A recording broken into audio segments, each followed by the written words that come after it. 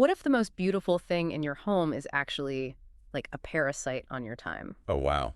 That's a pretty harsh way to put it, but honestly, it's so accurate. Right. I mean, you bring it in, you put it on a pedestal, and suddenly you realize you are basically its employee. Yeah, you really are. You are constantly watering it, debugging it, um, fixing its problems. You're paying this hidden tax of your own energy just to maintain a baseline aesthetic. Right. Well, it's the classic trap of high maintenance systems. Yeah.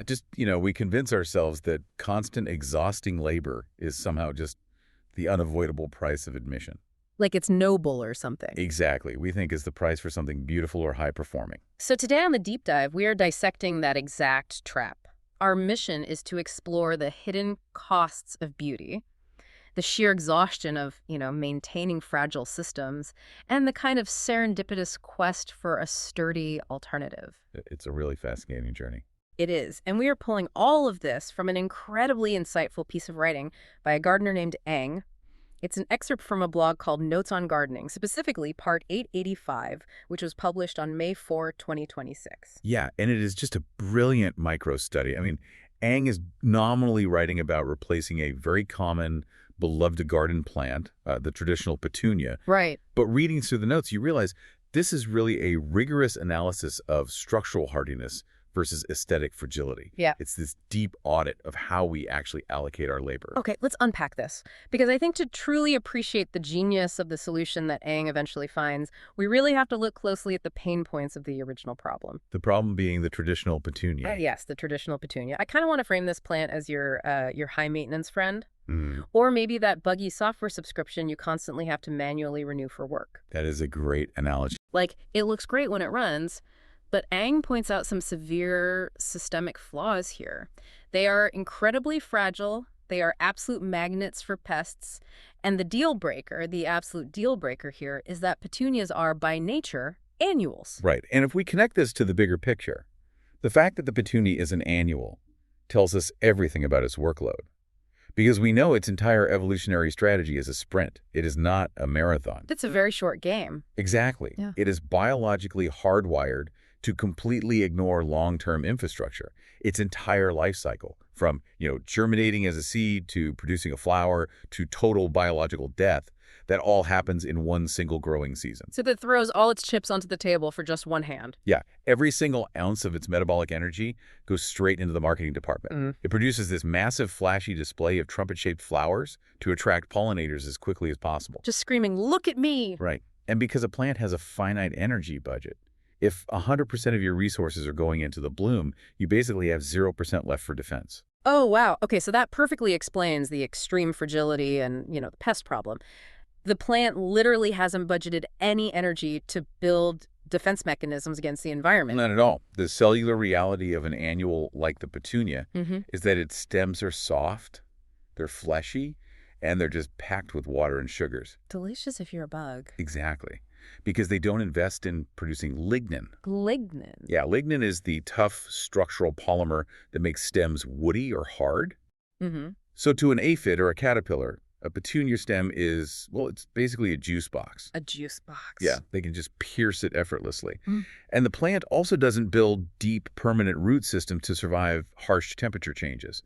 So it is entirely reliant on having perfect, localized environmental conditions. Which transfers all the burden of survival directly onto you, the gardener. 100%. Like the plant can't defend itself, so you have to go out and spray the pests. The plant can't find deep water, so you have to water it constantly. You're doing all the heavy lifting. And because they only last a single season, the process is just perpetually labor-intensive. Hmm. Aang is stuck out there clearing out dead roots, prepping the soil, buying new seeds, and, babying them through their vulnerable early stages every single year. I mean, think about it. You are acting as the life support system for an organism that is actively planning to die in a few months. I really have to question human psychology here. I mean, honestly. Oh, for sure. If these plants are structurally defenseless, if they are literal buffets for insects, and if they force you to do backbreaking manual labor to start from scratch every 365 days, I mean, why do we put up with them? That's a great question. Is the bloom really that spectacular that we just willfully blind ourselves to the workload? Well, the thing is, we are highly visual creatures. And the immediate, overwhelming aesthetic payoff of a petunia in full bloom It kind of overrides our logical assessment of the labor We required. just see the pretty colors and forget the sweat. Basically, yeah. Culturally, we have deeply internalized this idea that high-level beauty demands high-level suffering. We just accept the fragility because we want those cascading trumpet-shaped petals. Hmm. And we falsely assume that nature just doesn't offer a lower maintenance pathway to get that specific look. Burnout is an incredibly powerful catalyst. I mean, eventually you just hit a wall. When you get tired of playing that short game with annuals, you inevitably start looking for a loophole. You have to. You literally run out of energy. Right. And Aang loves the aesthetic of the petunia, but the labor-intensive, pest-ridden reality has just drained all the joy out of it. The exhaustion basically forces a complete shift in how Aang evaluates potential replacements at the local plant nursery. Yeah, it's a total recalibration of priorities. Aang stops shopping for a painting and starts shopping for a wall. Ah, I love that framing. That's exactly it. So Aang spots a plant called the Red Ruelia, scientifically known as Ruellia elegans. Also native to Brazil. Right, which is why it's commonly referred to as the Brazilian Petunia.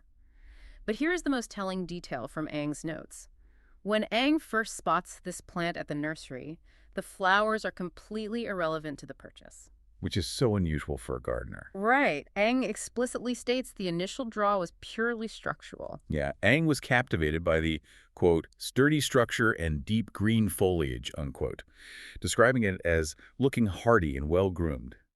This is someone whose primary selection criterion has shifted entirely to resilience. They're buying a foundation because the Red Ruelia isn't an annual, it's an upright perennial. Right, and what's fascinating here is that its biological programming is the exact inverse of the petunia. Okay, how so? Well, as a perennial, the Red Ruelia plays the long game. It prioritizes the establishment of a robust, permanent root system and a sturdy, upright chassis.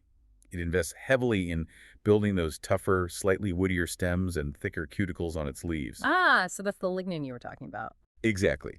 That deep green foliage Aang noticed. That's often a biological indicator of leaves with a thicker, waxy coating. Which solves the juice box problem. Yes. It makes it mechanically difficult for standard garden pests to bore into the plant and extract nutrients. The plant is spending its energy budget on internal security and structural integrity. That is so smart. And it goes dormant when conditions get rough, preserving its energy in that massive root system, and then it just comes back on its own year after year. The foundational labor for the gardener is done exactly once. Here's where it gets really interesting, though. You are no longer constantly replacing a depreciating asset. You are managing an asset that actually holds its ground. It's like being so exhausted by the drama of a high-maintenance marketing department that you decide to invest entirely in your engineering team. You just want something that functions flawlessly day in and day out, like buying a car purely for its 5-star safety rating and durable tires. Right, and the brilliance of Aang's discovery is that by investing entirely in the engineering team, the aesthetic payoff wasn't sacrificed. It was just slightly delayed. Yeah, because Aang brings this incredibly sensible, sturdy plant home. And naturally, it takes a little time to acclimate to the garden. It has to focus its energy on integrating that perennial root system into the new soil. Settling in. But once the foundation is secure, it finally blooms. And the flowers are these bright red, trumpet-shaped petals that perfectly mimic the aesthetic of the traditional petunia Aang originally wanted. It's like finding out that boring, safe car you bought is actually a luxury convertible. It really is a masterclass in hacking the ecosystem. Aang bypassed the systemic, fatal flaws of the traditional petunia, the guaranteed annual death and the vulnerability to pests, while still achieving the exact visual goal. The Red Ruelia serves as the ultimate low-maintenance substitute. So on paper, this is a total victory. We found the elusive holy grail, the low-maintenance, high-yield system. But nature doesn't offer perfect systems. There is always a compromise built into the architecture. Always. The trade-off is inevitable. And Aang is a very objective narrator and actually documents this catch in the final lines of the post. After praising the structure, Aang writes, however, I did find one issue. The flower is rather fragile and won't last long under the harsh tropical rains. Yeah, and we really have to dissect the exact nature of this compromise, because this is where the philosophy of system design gets put to the test. Okay. Aang solved the plant's systemic fragility. The chassis is indestructible. But the actual bloom, the endpoint of the process, that remains vulnerable to the weather. So what does this all mean? I kind of have to stop and push back on the ultimate success of this whole endeavor. Oh, really? Why is that? Well, if Aang lives in an environment with harsh tropical rains, and those rains completely destroy the bright red trumpet flowers, didn't Aang just trade one failure state for another? That's a fair question. I mean, with the Petunia, bugs destroy it. With the Ruellia, the rain destroys it. If my primary goal is a beautiful garden and the tropical rain leaves me staring at bare green stems for a week, that still feels like a massive failure of the system. I hear you. But it only feels like a failure if you don't distinguish between cosmetic damage and systemic collapse. Okay, explain that. Let's look at the recovery mechanisms of both plants. If a severe pest infestation hits a traditional petunia, or if a storm snaps its weak stem, the plant lacks the energy reserves to recover. The root system just isn't developed enough to support a rebuild.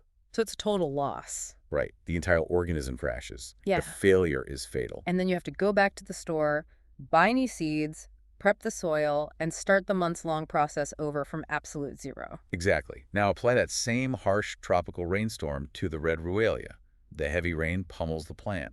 The fragile red flowers get completely knocked off and ruined. It's absolutely aesthetically disappointing for a few days. Super disappointing. But look at the chassis. The upright structure holds, the deep green foliage remains intact, and most crucially, that massive perennial root system, which is the engine of the plant. It doesn't even notice the rain. Oh, so the factory is still online. The factory is fully operational, and it's flush with stored energy. Because the plant's core is healthy, it doesn't need to be replanted. It simply uses its energy reserves to push out a brand new set of flowers as soon as the weather clears. Just prints new ones. Basically. The failure's entirely episodic. Aang never has to step in and provide manual labor to save it. The plant self-corrects. Okay, I see the gap in my logic now. I was looking at the end product rather than the supply chain. Right. With the annual Petunia, the product is the entire company. If the product fails, the company goes bankrupt. But with the perennial Ruellia, the flower is just inventory. If a storm destroys the inventory in the warehouse, the factory just manufactures more next week. That is the perfect way to understand sustainable systems. You cannot eliminate vulnerability entirely in any system, whether it's a garden, a business, or even just a personal routine. You're always going to have weak points. Exactly. The goal isn't invulnerability. The goal is choosing where your system is vulnerable. Aang essentially negotiated with nature, placing the vulnerability on the most superficial, easily replaceable part of the plant, the petal, while ensuring the structural core remained completely untouchable. So it's about redefining our tolerance for small disruptions so we don't have to deal with catastrophic failures. Precisely. That takes immense discipline, though. To walk into a nursery, look past the blinding, high-maintenance beauty of the default options, and trust that a sturdy foundation will eventually yield the aesthetic you want. It really does, especially because the common petunia is aggressively marketed as the default choice. Finding the Red Ruelia required Aang to actively change the search parameters and prioritize the chassis. Which brings us to the most fascinating, lingering detail from Aang's notes. A detail that points to a massive, almost mysterious reality about how the natural world operates. We touched on it briefly, but we really need to dive deep into the biological mimicry here. Oh, you mean the fact that the Red Ruelia looks just like a petunia? Yes. It is completely wild when you actually think about the mechanics of it. The Red Ruelia, Ruellia elegans, is an entirely different species from the traditional petunia. Completely different families. Right. They aren't even closely related in the plant family tree. The Ruellia evolved in a completely different environment down in Brazil. It utilizes a totally different biological blueprint, an upright perennial chassis instead of a sprawling annual vine. And yet, when the factory finally pushes out the inventory, it produces a bright red, trumpet-shaped flower that is virtually indistinguishable from a petunia. How does a plant in Brazil independently develop the exact same user interface as a plant halfway across the world? It's amazing. You are looking at a textbook. Stunning example of convergent evolution. Convergent evolution. Yeah, it's the biological process where two completely unrelated organisms develop the exact same trait or structure to solve the exact same environmental problem. Oh, like bats and birds both figuring out how to make wings, even though one is a mammal and one is avian. Precisely. In the plant world, the shape of a flower isn't some arbitrary artistic choice by nature. The flower is a highly specialized functional tool designed to interact with specific local pollinators. So the shape has a job. A very specific job. The trumpet shape of a petunia evolved because it perfectly accommodates the physical anatomy of certain insects or birds, like hummingbirds or specific moths that have long proboscises or beaks. Oh, I see. The deep tubular shape forces the pollinator to push deep into the flower to reach the nectar, ensuring they get covered in pollen in the process. It is quite literally a lock-and-key mechanism. Exactly. So down in Brazil, the ancestors of the Red Ruelia were trying to attract pollinators with similar anatomical features to those the petunia attracts. They needed to fit the same key. Right. Through millions of years of trial and error, the Ruellia's genetic code kept favoring the plants that had slightly deeper, slightly more tubular flowers, because those ones got pollinated more efficiently. Over countless generations, the Ruellia was shaped by the aerodynamic and anatomical constraints of its environment to arrive at the optimal shape for that pollinator. Which just so happens to be a bright red trumpet. Yeah. Nature ran two completely different software programs in two completely different data centers and arrived at the exact same user interface because the laws of physics and biology demanded that specific shape. That is absolutely mind-blowing. I mean, it implies that there is a universal blueprint for certain types of beauty or function. It isn't locked to one specific fragile plant. Nature literally has parallel solutions running all over the world. It proves that the aesthetic we desire isn't intrinsically tied to the fragility we hate. The trumpet shape doesn't require the weak annual stem of the petunia. It works just as well on the indestructible perennial chassis of the Ruellia. We just had to zoom out far enough to find the alternate pathway. And that is exactly what I want you, the listener, to take away from this deep dive, because this is so much bigger than choosing the right foliage for your backyard. I encourage you to take a moment today and run a structural audit on your own life. That's a great exercise. Look at your daily routines, your software stacks, the processes you manage at work, or even the interpersonal dynamics you maintain. Ask yourself, where are you acting as the life support system for an annual? Yes. Where are you currently putting in back-breaking, constant labor for a fragile result? Where are you constantly starting from scratch, manually renewing systems, and dealing with systemic, catastrophic failures just to maintain a certain output or appearance? And the crucial follow-up is, what does your version of the Red Ruelia look like? What is the system that prioritizes the deep roots and the upright chassis? It might not look as flashy on day one. You might have to shop for the deep green foliage and the sturdy structure while everyone else is blinded by the immediate blooms. But if you invest in the foundation first, you will eventually get the exact same beautiful results with a fraction of the stress. You basically trade the fatal flaw for a manageable, temporary vulnerability. You let the rain knock the petals off, knowing the factory is still safe underground. The alternatives are out there.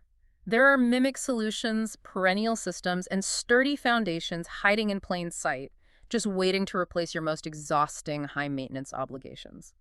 You just have to change your search parameters and to start looking at the architecture instead of the aesthetics. And just trust that a healthy system will always eventually bloom. So the next time you find yourself entirely burned out, holding together a fragile system with sheer willpower, remember Aang's journey. You do not have to keep playing the short game.